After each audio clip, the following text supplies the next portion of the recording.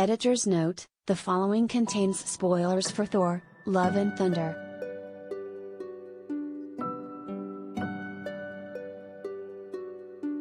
During his adventures in the Marvel Cinematic Universe, the mighty Thor, Chris Hemsworth, has faced a number of enemies, whether it's by himself or with allies including the Avengers and the Guardians of the Galaxy.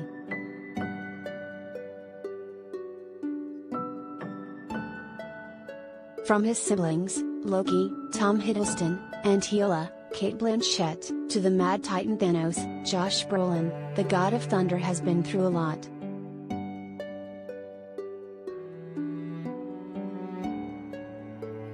And Thor: Love and Thunder pits him against his deadliest foe yet in the form of Gorr the God Butcher, Christian Bale.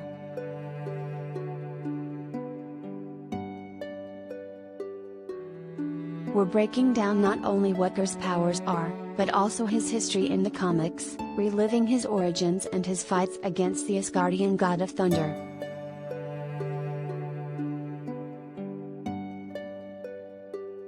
Collider video of the day: Gorr's comics history. Gorr first appeared in Thor: God of Thunder #2 by Jason Aaron and Asad Ryback, as a mysterious being who was slaughtering pantheons of gods across the universe.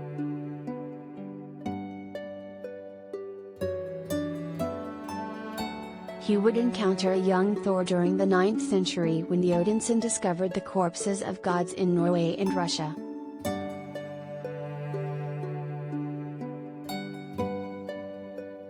Though he had yet to become worthy of his signature Hammermjörner, Thor decided to confront the dark being.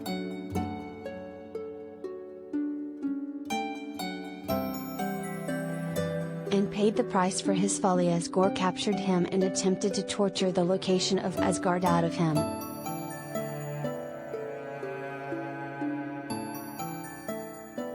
Thor managed to escape and cut off Gorr's arm, forcing the god to retreat.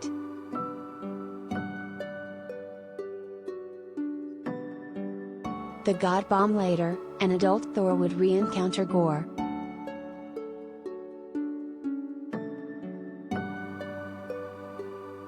The God Butcher had grown even stronger after their prior encounter, slaughtering other deities while kidnapping others to forge a deadly weapon known as the God Bomb.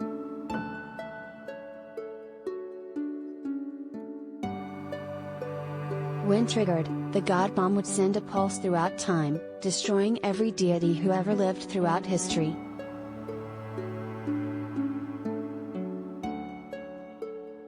Thor managed to defeat Gorr with the help of his younger and future selves, alongside his granddaughters.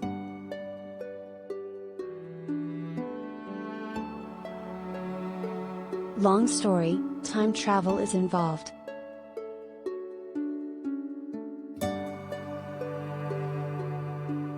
Eventually, Gorr would reveal why he was driven on his path to destroy all gods.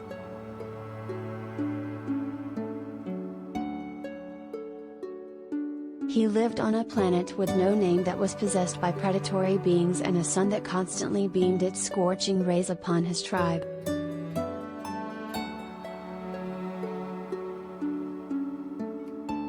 His mother and father died when he was young, and his wife was slaughtered by an earthquake.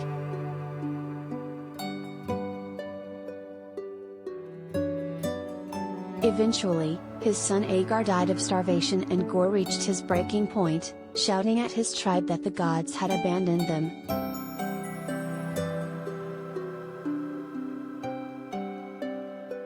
For his blasphemy, he was exiled from his tribe, and soon came across a pair of gods that had been locked in battle.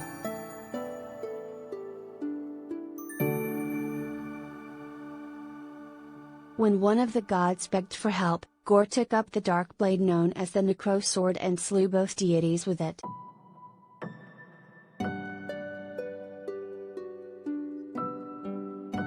How does the movie Gorr compare? Love and Thunder opens with Gorr's origin, which is more or less similar to his beginnings in the comics.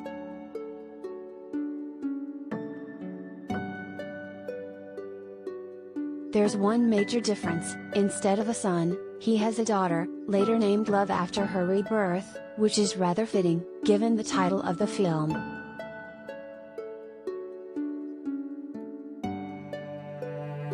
and as in the film, Gorr ends up burying Love after a punishing trek through the desert.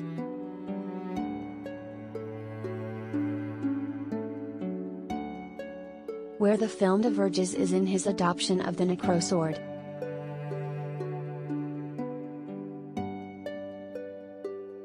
Gorr eventually ends up stumbling upon an oasis, where he encounters the sun god his people worshipped.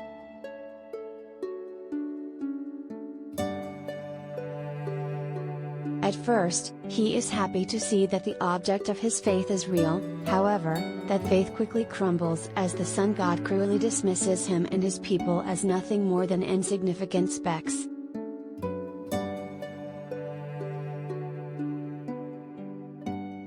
Gorr renounces his faith and strikes a new vow before cutting off the sun god's head: all gods will die.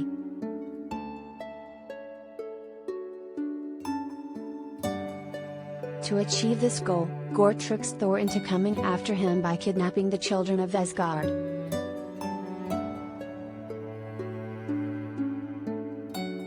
Once the god of thunder catches up with him, it turns out that Gorr's real goal was to steal Thor's axe Stormbreaker and use it as a key to the Forge of Eternity, which will grant a wish to whoever unlocks it first.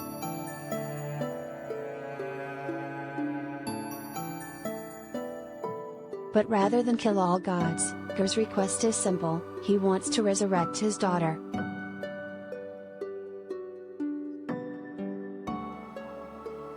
With the Necrosword destroyed, its curse finally takes its toll on Gorr, and he succumbs, but not before asking Thor to raise Love so that she doesn't wind up alone like he did.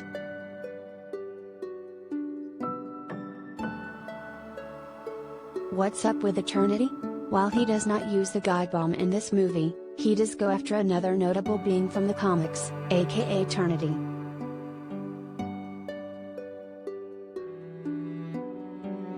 Eternity is more like an abstract concept here than anything else.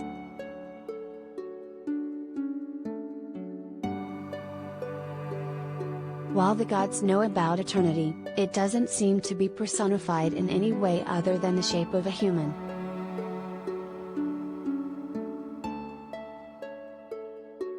Eternity has appeared when there are threats to the universe, and has only appeared to two humans, Doctor Strange and the Ancient One.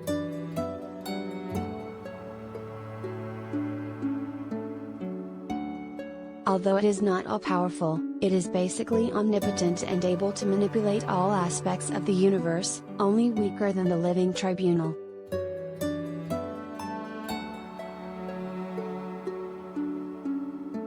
While this all leads to a different ending from the comics, both Gorr's story and how the comics use Eternity, it fits with the film's major theme of finding love, whether it's a soulmate or family.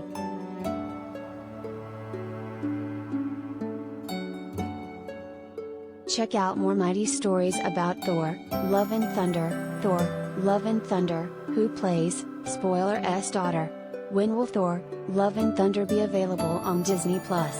Every damn spoiler for Thor, Love and Thunder. Thor, Love and Thunder, those screaming goats, explain Thor, Love and Thunder, all the Easter eggs you might have missed.